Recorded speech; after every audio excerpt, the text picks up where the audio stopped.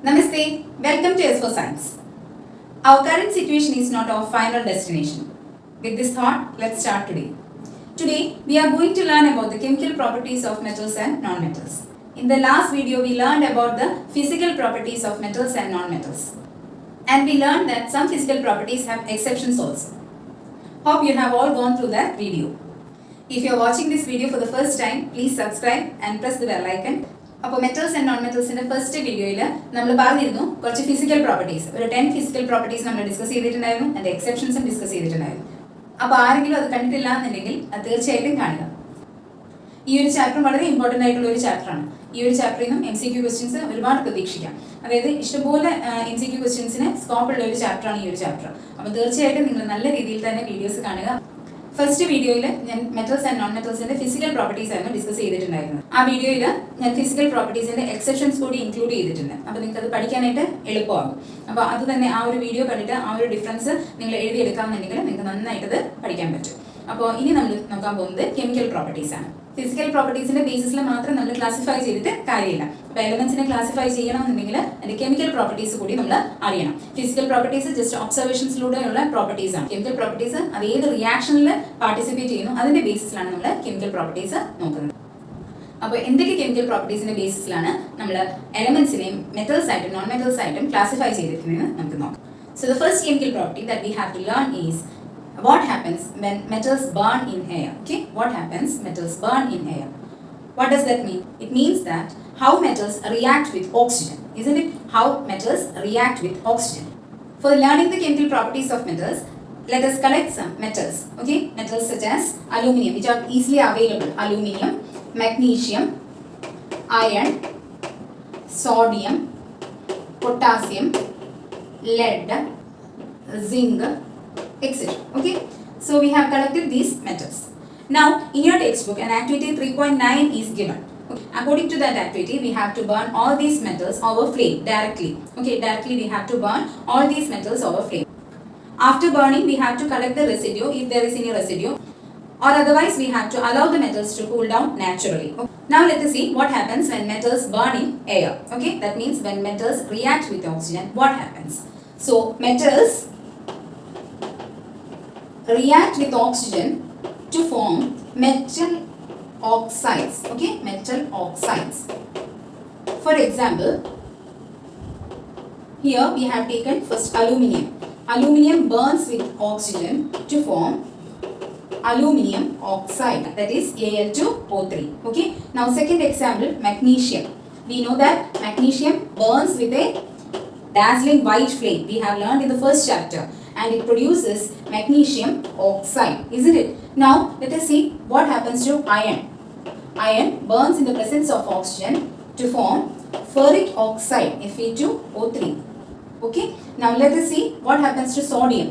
Sodium also burn in the presence of oxygen to form sodium oxide, Na2O, sodium oxide. Now let us see one more example of copper. Copper is brown in color, and when it is burned, it turns into black colored copper oxide. This also we have learned in the first chapter. Okay, in the redox reaction we have learned that the brown colored copper is taken in a china dish, and when it is heated it reacts with oxygen to form copper oxide, which is black in color. Okay, copper 2 oxide. So it is copper 2 oxide. Okay, it is copper 2 oxide. So copper 2 oxide is black in color. So you have to remember the change in color. Here copper is brown in color. When it is burned in oxygen, it turns into copper oxide, which is black in color. Okay, copper oxide is black in color. Now in general we can say metals react with oxygen to form metal oxides. Okay, metal oxides. Now what happens to non-metals? Non-metals also react with oxygen to form non-metallic oxides. Non-metals also react with oxygen, or they also burn in oxygen or in air to form non-metallic oxides. Okay, non-metallic oxides. Example, sulfur. Sulfur reacts with oxygen to form sulfur dioxide. Okay, sulfur dioxide. So metal reacts with oxygen to form metallic oxides. Non-metals react with oxygen to form non-metallic oxides. Now let us see what are the properties of these metallic oxides and non-metallic oxides. In the second chapter we have learned that metallic oxide react with acids to form salt and water. Do you remember? Metallic oxide react with acids to form salt and water. That is why metallic oxides are basic in nature. Okay, they are basic in nature. So metallic oxides are basic in nature, and metallic oxide react with acids to form salt and water. Now let us see the reaction of non-metallic oxides. Okay, non-metallic oxides. Non-metallic oxides react with bases. Okay, non-metallic oxides react with bases to form salt and water. Here, non-metallic oxides are acidic in nature. As they react with bases, they are acidic in nature. This we have learned in the second chapter.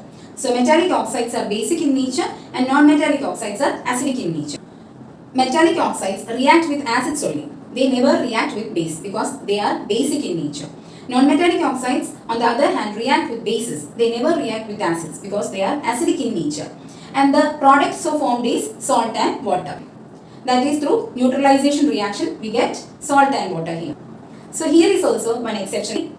Generally, metallic oxides react with acids, but some metallic oxides react with bases also. And such metallic oxides are termed as amphoteric oxides. Okay, amphoteric oxides. So what are amphoteric oxides?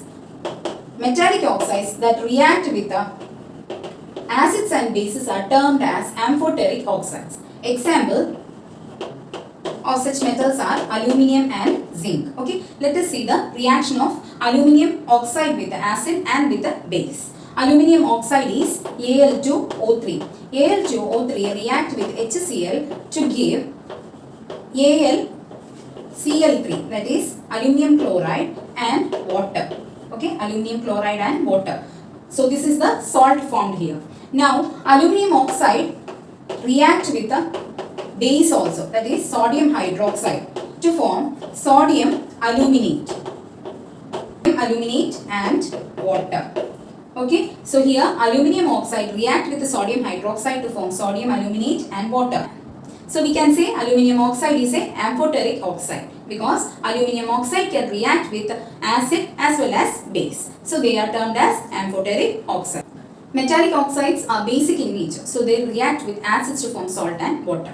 Non-metallic oxides are acidic in nature, so they react with bases to form salt and water. But some metallic oxides react with acids and with bases. Such metallic oxides are termed as amphoteric oxides. Example, aluminium and zinc. Aluminium oxide react with the acid to form aluminium chloride and water, and aluminium oxide react with the sodium hydroxide, which is a base, to form sodium aluminate and water. So here in both cases a salt is formed. Here sodium aluminate is a salt, here aluminum chloride is the salt formed. So in both the cases salt is formed with water. So both the reactions are neutralization reaction, and such metal oxides which react both with the acids and bases are termed as amphoteric oxides. Metallic oxides സാധാരണ രീതിയിൽ ആസിഡായിട്ട് മാത്രമാണ് react ചെയ്യുന്നത്, എന്നിട്ട് സോൾട്ടും വാട്ടറും form ചെയ്യും. ചില metallic oxides എന്താണ് ആസിഡായിട്ടും ബേസുമായിട്ടും react ചെയ്യും. അങ്ങനത്തെ മെറ്റാലിക് ഓക്സൈഡ്സിനെയാണ് നമ്മൾ ആംഫോടെറിക് ഓക്സൈഡ്സ് എന്ന് പറയുന്നത്. ആംഫോടെറിക് ഓക്സൈഡ്സിന് എക്സാമ്പിൾ അലൂമിനിയം സിങ്കും ആണ്.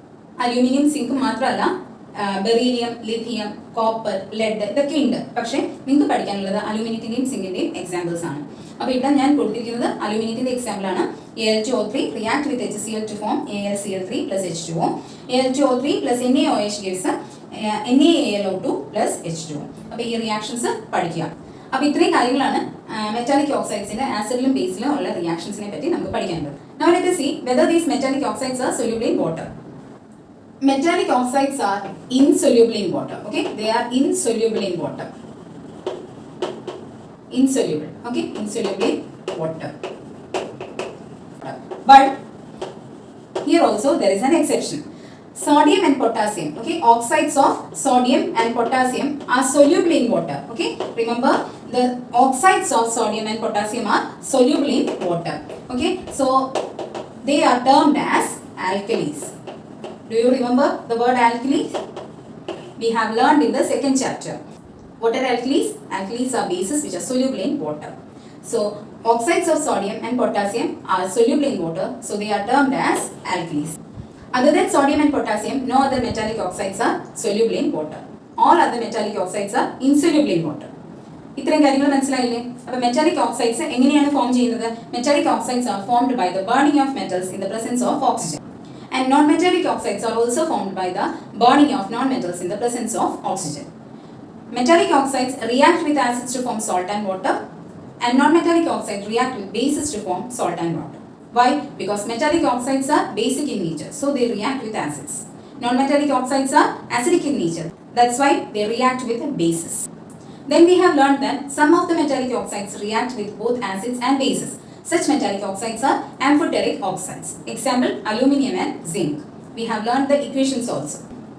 After that, we have learned that metallic oxides are insoluble in water, other than sodium and potassium. Oxides of sodium and potassium are soluble in water, so they are termed as alkalis. Different metals react differently towards oxygen. Now let us see the reaction of different metals towards oxygen. First, let us see about potassium. Potassium and sodium. Both of these metals react vigorously, okay? Vigorously. They react vigorously. That means they catch fire easily. So, they are kept immersed in kerosene, okay? They are kept immersed in kerosene. Because in water also they will react vigorously. That's why they are kept immersed in kerosene. So sodium and potassium react vigorously. That is why they are kept immersed in kerosene. Now next metal is magnesium. Okay, let us see. Magnesium, aluminium, zinc, iron and lead. Okay, iron and lead. Here all these elements form an oxide over it, okay, an oxide layer over it, which prevents further oxidation of the metal, okay, further oxidation of the metal, which prevent further oxidation, okay, which prevent, okay, this prevent further oxidation. So magnesium, aluminium, zinc and lead form an oxide layer over it, which prevent further oxidation of the metal. That is why when we burn magnesium ribbon, we rub it with a sandpaper. Otherwise, it won't burn with a dazzling white light. So it is because of the presence of this oxide layer. So in order to remove the oxide layer, we have to rub the magnesium ribbon with sandpaper. Now iron, about iron. Iron on burning does not burn. Okay, iron on directly burning over the flame, it doesn't burn. Okay, iron doesn't burn over flame. Doesn't burn.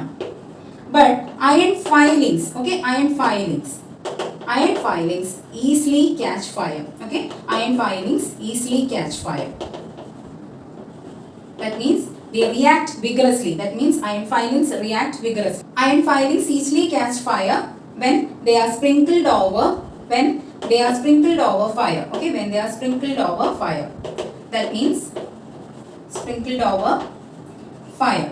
That means they react vigorously. So iron filings react vigorously, but iron does not burn. Okay. So potassium and sodium react vigorously. So they are immersed in kerosene oil. Magnesium, aluminium, zinc and lead form an oxide layer over it, so that it can prevent further oxidation of that metal.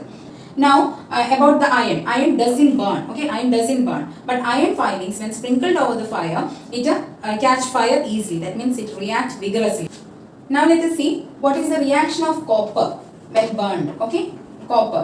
Copper also doesn't catch fire, but a black colored substance is formed over copper. That is, copper 2 oxide is formed over copper. Copper is generally brown in color, but when burnt in oxygen, it forms a black colored coating over it, and that black colored coating is copper oxide. So copper forms a copper oxide, which is black in color.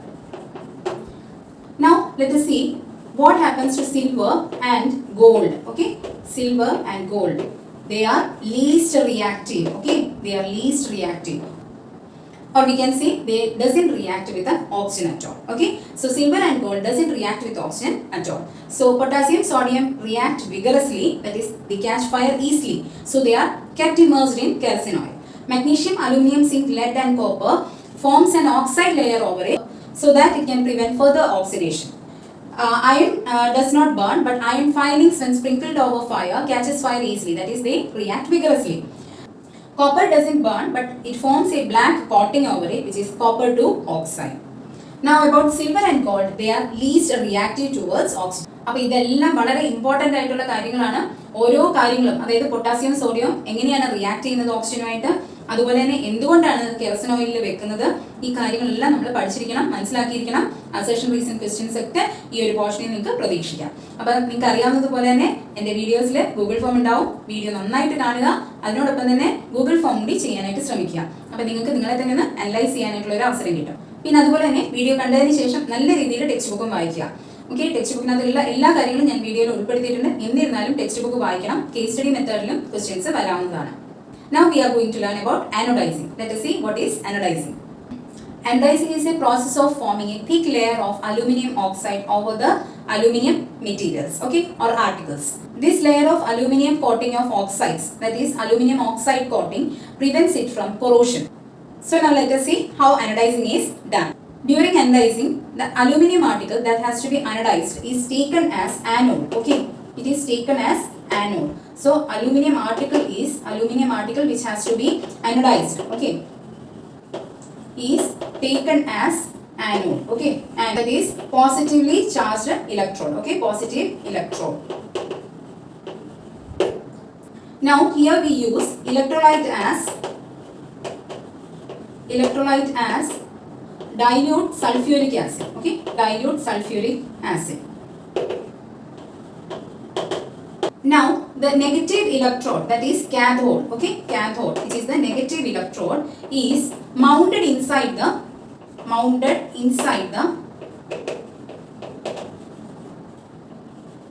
anodizing tank, okay, anodizing tank.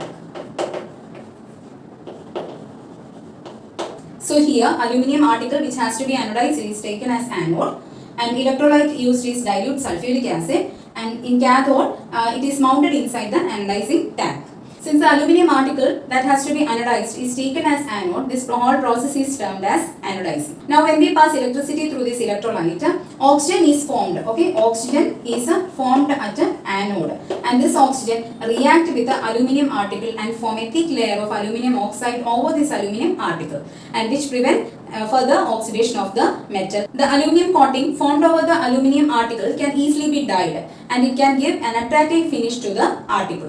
Anodizing നമ്മൾ എന്തിനു വേണ്ടിയാണ് ചെയ്യുന്നത് ഇപ്പോൾ മനസ്സിലായല്ലോ. അതായത് aluminium ആർട്ടിക്കിൾസിന്റെ മുകളിൽ തിക്ക് layer of aluminium oxide നമ്മൾ coat ചെയ്ത് കഴിയുമ്പോൾ അത് എന്താണ് കൊറോഷൻ ഫ്രീ ആകും, അതായത് കൊറോഷനെ റെസിസ്റ്റ് ചെയ്യും.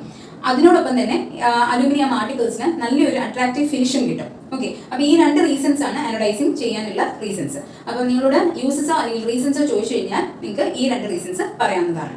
പിന്നെന്താണ് നമ്മൾ ആനോഡിൽ എടുക്കുന്നത്, അതായത് ഇവിടെ അനോഡൈസിങ് ചെയ്യുന്ന സമയത്ത് ആനോഡ്, അതായത് പോസിറ്റീവ് ഇലക്ട്രോണിൽ എടുക്കുന്നത് അലൂമിനിയം ആർട്ടിക്കിൾ ആണ്. അതുകൊണ്ട് തന്നെയാണ് ഈ ഒരു ഹോൾ പ്രോസസ്സിനെ നമ്മൾ അനോഡൈസിങ് എന്ന് പറയുന്നത്. പിന്നെ ഇലക്ട്രോലൈറ്റ് ആയിട്ട് നമ്മൾ യൂസ് ചെയ്യുന്നത് ഡൈല്യൂട്ട് സൾഫ്യൂരിക് ആസിഡ് ആണ്. കാഥോഡ് എന്ന് പറയുന്നത്, അതായത് negative electrode mounted inside the anodising tank, അതായത് അനഡൈസ് ചെയ്യുന്ന ആ ഒരു എക്യുപ്മെന്റ് ഉള്ളിൽ ഉള്ള ഒരു കോട്ടിംഗ് ആയിട്ടാണ് കാഥോഡ് ആക്ട് ചെയ്യുന്നത്. അപ്പോൾ ഇത്രയും പ്രോസസ്സാണ് നിങ്ങൾക്ക് ഇവിടെ പഠിക്കാനുള്ളത്. അപ്പോൾ ഈ ഒരു അനഡൈസിംഗ് എന്നുള്ള പ്രോസസ്സ് വളരെ ഇമ്പോർട്ടൻ്റ് ആണ്. അസർഷൻ റീസൺ ക്വസ്റ്റ്യൻസ് ആയാലും 1 മാർക്ക് ക്വസ്റ്റ്യൻസ് ആയാലും ഈ ഒരു പോർഷനിൽ നിന്ന് നിങ്ങൾക്ക് പ്രതീക്ഷിക്കാവുന്നതാണ്. അപ്പോൾ എല്ലാവരും വീഡിയോ ഫുൾ കാണണം, ഒന്നും സ്കിപ്പ് ചെയ്ത് കളയരുത്, നല്ല രീതിയിൽ തന്നെ കാണണം. കാരണം ഓരോ പോയിന്റും ഇതിനകത്ത് ഇമ്പോർട്ടൻ്റ് ആണ്. എല്ലാവരും അതിനോടൊപ്പം ഗൂഗിൾ ഫോമും ചെയ്ത് നോക്കണം. അപ്പോൾ ഇന്നത്തെ വീഡിയോ എല്ലാവർക്കും ഇഷ്ടമായെന്ന് വിശ്വസിക്കുന്നു. ഇഷ്ടമെങ്കിൽ തീർച്ചയായിട്ടും ലൈക്ക് ചെയ്യുക, സബ്സ്ക്രൈബ് ചെയ്യുക, അതിനോടൊപ്പം തന്നെ ബെല്ലൈക്കൺ പ്രസ് ചെയ്യുക. എല്ലാ ഫ്രണ്ട്സിനും ഷെയർ ചെയ്യാനും മറക്കരുത്. Thank you. Stay safe and healthy. Bye bye.